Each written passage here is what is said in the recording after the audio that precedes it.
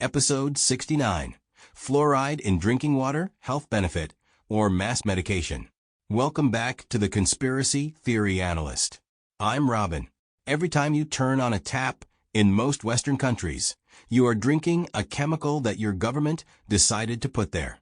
Fluoride, a naturally occurring mineral, adjusted upward in public water supplies since the mid-20th century, on the basis that it prevents tooth decay.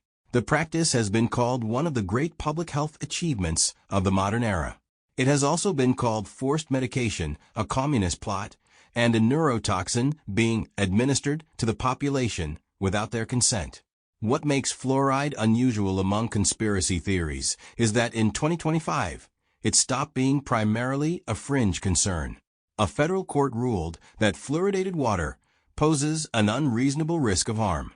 The United States Environmental Protection Agency was ordered to begin rulemaking to regulate fluoridation, and the newly appointed Secretary of Health and Human Services launched a review of the federal government's entire guidance on the practice. Tonight we examine what fluoride actually is, what the evidence says about its risks and benefits, and what the political battle around it in 2025 and 2026 tells us. Detailed explanation. Water fluoridation began in the United States in 1945, when the city of Grand Rapids, Michigan became the first community to adjust the fluoride levels in its public water supply. The rationale was straightforward. Studies had observed that communities with naturally higher fluoride levels in their water tended to have lower rates of tooth decay. Adding fluoride to water supplies at optimal concentrations, public health authorities argued, would extend that benefit to the entire population cheaply and automatically. The practice spread. By the 21st century, fluoridated water reached a significant portion of the American population, and similar programs existed in Australia, Canada, Ireland, and parts of Asia and Latin America. The Centers for Disease Control named water fluoridation one of the 10 great public health achievements of the 20th century. Studies consistently showed reductions in dental cavities of around 25%.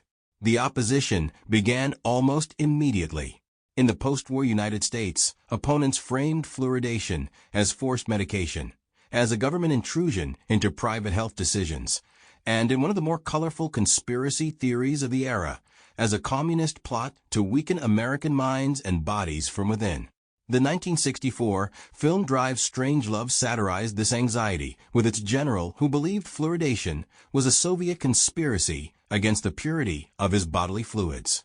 For decades, the mainstream scientific consensus held fluoride at recommended levels was safe and effective. The conspiracy framing was dismissed. And then, gradually, the science began to complicate the picture. Core elements of the concern. The first element is the neurological research. Studies conducted primarily in countries with high natural fluoride levels, significantly higher than the levels used in water fluoridation programs, found associations between fluoride exposure and lower IQ scores in children. The question became whether lower but still elevated levels, as used in fluoridation programs, produced similar effects at a smaller scale. A systematic review published in late 2025 found some evidence of adverse effects on neurological outcomes and thyroid function in children, though researchers noted the limitations of the existing studies. The second element is the legal ruling. In November 2024, a federal district court found that the potential neurodevelopmental effects of fluoride exposure presented an unreasonable risk of injury to human health under the Toxic Substances Control Act, and ordered the EPA to begin rulemaking to regulate fluoridation. The EPA initially appealed in January 2025. The case represents the most significant legal challenge to water fluoridation in American history. The third element is the political shift. Robert F. Kennedy Jr., appointed as Secretary of Health and Human Services in the Trump administration, became the most prominent official critic of fluoridation in American history. He described it as harmful and pushed for a review of federal guidance. The EPA announced it was accelerating its fluoride health assessment. The CDC's Division of Oral Health was eliminated in agency cuts. The institutional consensus that had held since 1945 was being challenged from within the government itself. The fourth element is the consent argument. Even some researchers and ethicists who do not dispute fluoride's dental benefits argue that adding a substance to a public water supply without individuals being able to opt out raises genuine questions of autonomy and informed consent. Unlike a vaccine or a prescription drug, fluoridated water cannot be declined. Everyone who drinks from the public supply receives it regardless of their wishes. Evidence for and against the evidence for the benefits of fluoridation is long-standing and substantial. Decades of studies in multiple countries show reductions in dental cavities. At the recommended concentration of 0.7 milligrams per liter used in the United States, major health bodies have consistently found the practice safe. The American Dental Association has continued to defend fluoridation and described opposition to it as based on conspiracy theories. The evidence that has shifted the scientific conversation is newer and more contested. Studies showing neurological effects have been conducted primarily at higher fluoride levels than those used in water systems, and their applicability to fluoridated water at recommended levels is debated. The 2024 court ruling and the 2025 systematic review represent a meaningful shift in how regulators are required to treat the precautionary principle, but they do not constitute proof of harm at current levels. What is not disputed is that at very high concentrations, well above those used in fluoridation programs, fluoride causes known health problems, including dental fluorosis and skeletal fluorosis. The scientific debate is about what happens at lower concentrations over a lifetime of exposure, and that question is genuinely not fully resolved. Arguments in favor of concerned critics of fluoridation argue that the principle of medicating an entire population through a water supply, without individual consent, without a prescription, without the ability to adjust dosage, is ethically indefensible regardless of the health benefit claimed. They point to the fact that most Western European countries do not fluoridate their water and have achieved similar dental health improvements through other means, including fluoride toothpaste and dental care programs. They also argue that the 2024 court ruling represents a significant legal concession, that a federal judge, applying the standard of evidence required by the Toxic Substances Control Act, found the practice could not be certified as safe at current levels.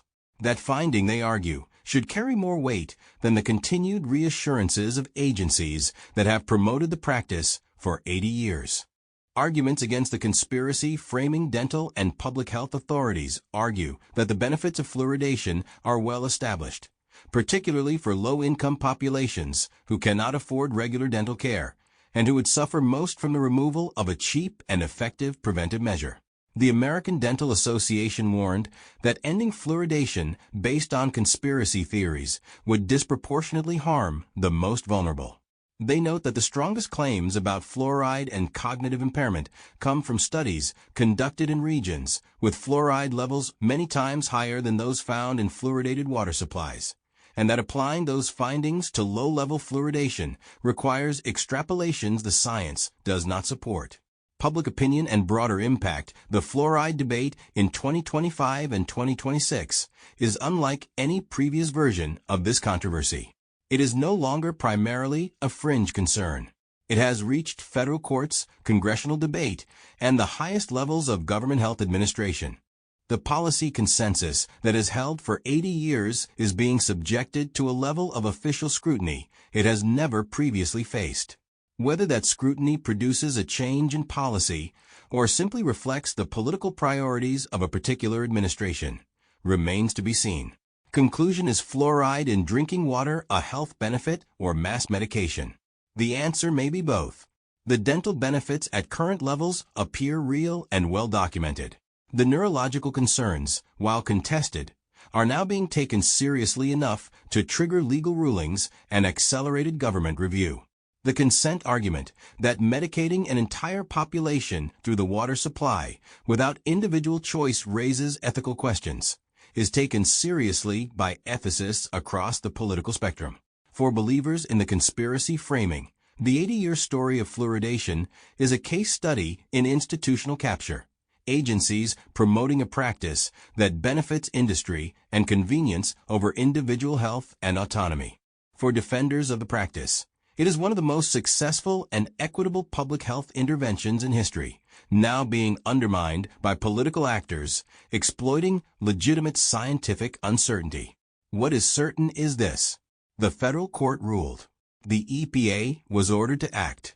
The debate that was once dismissed as fringe has reached the highest levels of American public health governance. This is the Conspiracy Theory Analyst. I'm Robin. If tonight's episode made you think, please rate and follow on Spotify. Tomorrow on the Conspiracy Theory Analyst, the Clinton body count, pattern or coincidence? That's next.